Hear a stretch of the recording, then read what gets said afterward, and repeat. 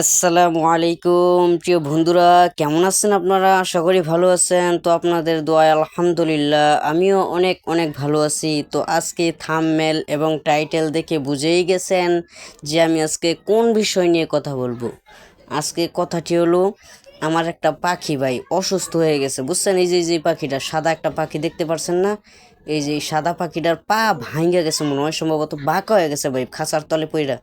এখন এই পাখিটাও, এই অসুস্থ পাখিটাও আমাকে ডিম দিচ্ছে ভাই। এটা কেমনে সম্ভব আমি নিজেও বুঝতে পারতেছি না।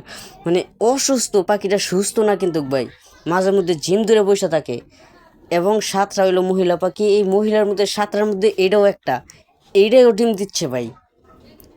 আসলে ভাই পরিশ্রম এমন একটা জিনিস, আপনি যদি এর পিছনে 1 ঘন্টা পরিশ্রম করেন তাকে, বা কোনো শাকসবজি বা কোনো পোকামাকড় দূরে খাওয়ান, খাঁচার ভিতর পালন করেন, ঠিক আছে, পোকামাকড় দূরে খাওয়াবেন এগুলোরই, তাহলে এটি সুস্থ থাকে ভাই। আমার মনে হয় যেটা, মানে পোকামাকড় যদি খায় তাহলে এটি আরও বেশি সুস্থ থাকে।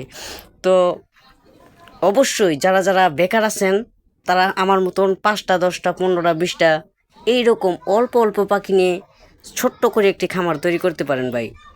তো সবাই ভালো থাকবেন, সুস্থ থাকবেন। আল্লাহ হাফেজ। যদি এই ভিডিওটি ভালো লেগে থাকে ভাই, মন থেকে একটা লাইক একটা সাবস্ক্রাইব করে আমার পাশে থাকবেন, কেমন? পারবেন ইনশাআল্লাহ।